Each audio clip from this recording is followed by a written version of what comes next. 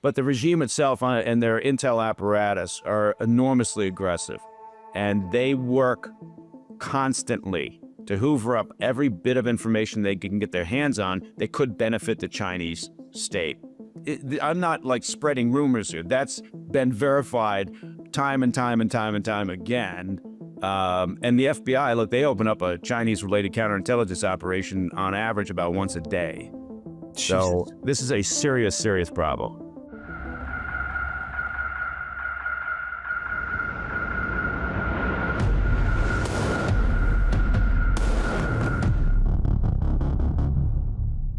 Patel sounds the alarm as Chinese nationals charged with smuggling agroterrorism agent into the U.S.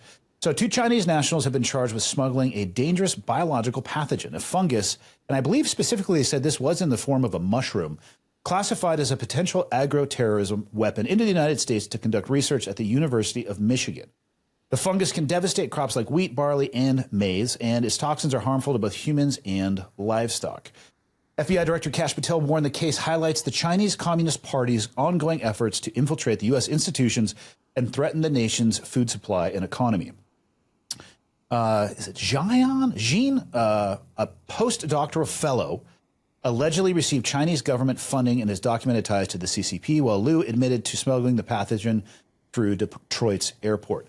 Federal officials describe the case as a serious national security threat and part of a broader effort to crack down on foreign actors exploiting U.S. universities. The rest comes amid rising scrutiny of Chinese nationals in critical research fields and renewed visa enforcement efforts by the Trump administration. So the question is, how does this case fit into the bigger picture of Chinese influence and infiltration in U.S. research institutions? How does this kind of biothreat compare to more traditional terror threats like explosive and cyber attacks? Yeah, it's all part and parcel. I mean, I think this is an interesting case because it's a little clearer for the general public, I think, to understand, right? Sometimes you can talk about a Chinese counterintelligence operation that the FBI is running, and then, people glaze over a little bit. But this is a fascinating one. So you had this couple, right? And so the girl, I think it's still okay to refer to people as girls and boys, but the girl, I think we need to let them choose. I mean, we're being very assumptive here. That's right. Okay, so them was working in the lab in Michigan, and her boyfriend brought in this fungus, and he also was doing research, but in China at his institute, and the information so far looks like he wanted to continue that research there in Michigan, where she was based and doing her work, possibly because, the lab was more advanced, possibly because she was also working in a related field and they wanted to collaborate. Point being is, he's now back in China. Yeah, I'm not quite sure what that looked like in terms of having him fly back to China. But he lied to the federal authorities, charges of smuggling. And this this fungus potentially causes something called head blight, which, as you pointed out, could devastate crops, a variety of crops, and is dangerous to humans and livestock. So potentially, that's why they're calling it an agroterrorism element, is it could have caused massive devastation, frankly. And it sounds as if the Chinese researchers were doing work. It's not clear, were they looking at how to weaponize it? Were they looking at how to fight against it? Doesn't matter. They lied. They were doing this. And the bottom line is the Chinese regime for generations has been taking advantage of, U.S. academic institutions to steal information. There's no, I don't want to sugarcoat it. That's basically what they do. So whether it's economic espionage, whether it's theft of intellectual property, whether it's theft of research and development, they have done the regime again, not the Chinese people. Yeah, they're wonderful, great culture, great history, amazing history. But the regime itself and their intel apparatus are enormously aggressive, and they work constantly to hoover up every bit of information they can get their hands on that could benefit the Chinese state. And there's no firewall between the intel apparatus and their, supposed independent companies or sectors. They're all state operated because they're all required to cooperate with the Chinese Communist Party. So that's just, I'm not like spreading rumors here. That's been verified time and time and time and time again. And the FBI, look, they open up a Chinese-related counterintelligence operation on average about once a day. So this is a serious, serious problem. What kind of firewalls do we have, or is it even possible to have firewalls at the U.S. institutions? Because people should do some research on the number of, and I'm not against people going to the best location to find the highest level of education, because, you know, like 1% out of the 99 who are there for trying to better their life for altruistic reasons, that 1% who is there to try to, like you said, hoover up that information, how does schools safeguard against that? I mean, what mechanisms are there in place? Yeah, the schools are probably the weakest link in trying to say who can vet these students, because, you know, academic institutions by their very nature are collaborative. They share information constantly. They want that research, and they never look at things from a cynical counterintelligence perspective, you know, particularly, you know, the Ivy Leagues and others that are, you know, however you want to put it, more progressive. But so the bottom line is it's incumbent upon the U.S. government during that visa process, right, to do proper vetting. And that's also a weak link. That's where things fall down. Whether you're talking about a potential Chinese researcher coming into an academic institution, or you're talking about somebody who's just made the trek up south, you know, and is trying to get through the border, the vetting process has always been a problem. And so, but imagine it's a problem in a country like, pick one, Haiti, Afghanistan, Venezuela, where the infrastructure isn't really there, right, to go in and review somebody's background and get that vetting done. But imagine how much more difficult it is when you're talking about the Chinese regime wanting to send somebody who is a cooperative asset of their intel apparatus into the States. Now you've layered on something that's much more complex. Yeah. Working at your old job and looking at threats, this one seems to have gotten people's attention, and maybe it's because they had just never considered that a mushroom or a fungus could have this level of impact. But when it comes to the intelligence apparatus of the U.S., you know, I remember shortly after 9/11, I swear I heard them talking about, you know, they're going to put sarin gas or whatever, or something in the water supply. So you hear a little bit about that. There's obviously a lot of talk about physical threats, either airplanes, explosives, fill in the blank. Do they all get an equal level of scrutiny? I mean, in the how is it I guess the point I'm trying to get to is like the number of potential threats coming in, it seems almost unlimited. So in the intelligence apparatus, do they pay attention to stuff as it pops up, or are they trying to literally look at unlimited options and see where the threats are coming from?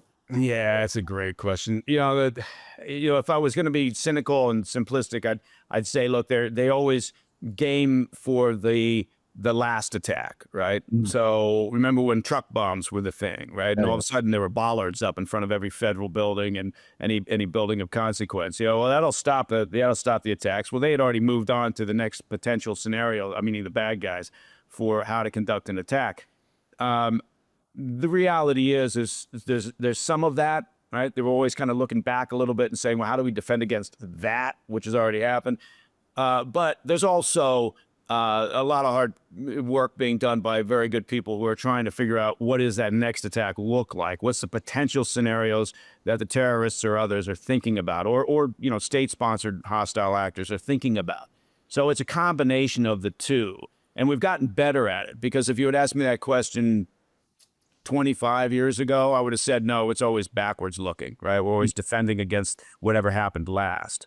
But we have gotten much better at looking at it and trying to understand, you know, I don't want to say creativity of the terrorists, because that may give them more credit. They're just always looking to figure out how to beat the system. Yeah, it's like water looking for the path of least resistance. Right. I feel like we need to spearhead a new entity in somewhere underneath the intelligence umbrella, where we basically recruit for psychopaths who only think about ways to destroy this country. We lock them up and feed them bananas or whatever, but their whole job is to come with off-the-wall ideas so we can at least look at this, because normal people often think about this type of stuff. Wait a minute, did you say hire psychopaths and lock them up and feed them bananas? Did you? Yeah, I mean, we can give them like your sentence? Yeah. I mean, we like protein too. I don't know. I don't want to assume what their diet would be as a psycho, but yeah, I mean, normal people don't think about ways, hey, how would I completely undermine the infrastructure of this country? But psychos do. So Right. you almost need to hire some of those people, but then like make sure you know where they are at all fucking times. Like they can't go home. Right. So Hence the jail cell and the banana. So yeah, I mean, I don't want to have a potassium deficiency because I want their brain firing. But I see what you're going at. Yeah. Yeah. But I think you're right. I mean, that's the reason why you hire hackers, to work on the, sort of like, red team attacks and other things that you look at in the cyber security world. You want people testing your systems who have proven track record of attacking systems, right? That just kind of makes very good sense. So you're absolutely right. You've got to have a certain level of, it's the old, you got to think like your enemy. That is very tough in the world of terrorism because, I guarantee you, people like us, we can't really put ourselves in the mindset of somebody from ISIS, right? We just don't understand that. Yeah. That lack of regard for anything. So it can be difficult, but your points are good. It's a very tough thing to do, is to understand your enemy when your enemy is a fundamentalist. Yeah, you don't want the red cell guy to be so good that you need to put him under surveillance from your own organization. Like, you're actually really good at this and we don't trust you anymore. So now you're eating bananas in the, in the basement. So it's right. What of all the terrorist attacks in recent history, call it the last 50 years, is there any particular, whether it would be the aggro or a physical attack or an infrastructure attack, whether it be a water grid, water power grid, that what keeps you up at night the most? Is there any one particular thing that visits you in your nightmares about what's the most dangerous to this country? Yeah, I think it is the infrastructure, right? I don't sit around worrying about, duck and cover because the Russians will fire a nuke, right? I mean, I think it's, and the Chinese regime, they're logical actors. So I'm not worried that they're going to, send 1 million troops towards Taiwan and that somehow we're going to then send our forces there to, meet them boots on the ground. But I do worry about, some sort of asymmetrical attack on infrastructure. And, there's two parts to that. If we do get into a massive global conflict of some sort, right, and that's going to entail essentially, right, China, not really Russia, they got the GDP of a small EU country when it comes right down to it. And they've got so many problems within their structure exposed now as a result of their 3-year invasion of Ukraine. Yeah. Iran is a good example because the Iranian regime is fundamentalist. They're zealots, again, not the people, God bless the Iranian people. I would love to see them finally say enough's enough, rise up and get themselves a proper government. But the regime in the IRGC, which, will never willingly give up their grip on power and revenue, they're an actor that you have to worry about.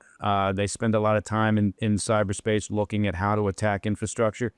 But if you imagine the power grid, which was never designed to withstand a terrorist attack, much less a cyber attack, if you imagine that power grid in the U.S., and there's only 3 of them, but say, they have success in taking down the East grid for any period of time, you know what people are like, right? Yeah. They'll be fine for a couple of days, but you can't move pharmaceuticals, you can't move cash, you can't move gas, you can't move food. People, if it's depending on what time of year it is, people are roasting or they're freezing. Maybe your better optimistic side would say, well, people will come together in the time of a crisis like that. I'm not sure I'm in that camp. Things might fall apart pretty quickly. The quote is, I think it's 9 meals from chaos, essentially, essentially 72 to 96 hours from the wheels coming off the bus. And I don't want to be there for that bus going over sideways. Yeah. Well, we're in Idaho. We can go up to the mountains and, so, that's why, again, we're not preppers by any means, but you have to be pragmatic and think about what could happen. We used to live in Connecticut. All the utilities are above ground. So anytime it snows or it rains or the wind blows, power goes out for a couple of weeks, because the state is so poorly run. And, after a few days, you're getting fist fights and, gas station with people trying to get a little gas or go to Home Depot and get themselves a generator. So it's interesting. It's interesting times. But I think that's the one. And then the other one is, is the pandemic, because we're definitely going to have another pandemic. And I don't think we learned because we didn't force their hand. We didn't demand, or the international community didn't demand that the Chinese regime be transparent. So we didn't really learn much. I think in a lot of people trying to say that COVID was not of natural origin, sir. I know, right? I'm going out on a limb here. And so, next thing you know, wet market, a pangolin had sex with a bat, I believe. Yeah. Yeah. Well, you can probably find that video on TikTok nowadays. God, somebody's got an pangolin OnlyFans account. I actually need to look up what a pangolin is. I've heard that term so many times that I don't know if I've ever actually seen one. It's a good question. I couldn't spell it. I know that, but so we'll have a pandemic, and I'm afraid we didn't really learn what we needed to learn from the last one. And again, a lot of people are going to be skeptical. Next time the government tells them, if the government had just simply said, we're trying our best, we don't know a lot about this, but here's what we would recommend, right? But they didn't do that. It was like all that bullshit, believe science, right? Oh, you got to believe science. And you're thinking like, well, you didn't know. And I spent the whole time during the pandemic traveling all over the world. So did I. Right during the middle of the heart of it. And every country I landed in had a different approach to it, right? And so the idea that the scientific community had gotten together and said, yes, this is the science.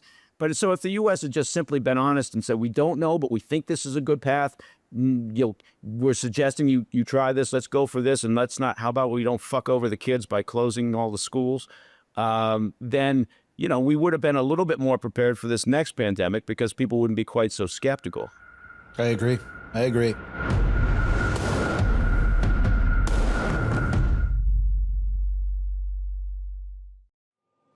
From day one, Change Agents has been about one thing: telling the stories of people who risk everything to make a difference. I was trying to get him to confess to murdering those veterans at the VA hospital. I guess you got to go all the way up the food chain. This season, we're raising the stakes. We're going to sit down with men and women who aren't just helping communities, they're stepping into the most dangerous hidden corners of the world. These are the voices most people never hear, operating behind the headline, under fire, and in the dark. I'm Andy Stumpf, and this is Change Agents, an Ironclad original. New episodes are going to drop every Wednesday. You can watch and listen on YouTube at This Is Ironclad and everywhere else that you get your podcasts.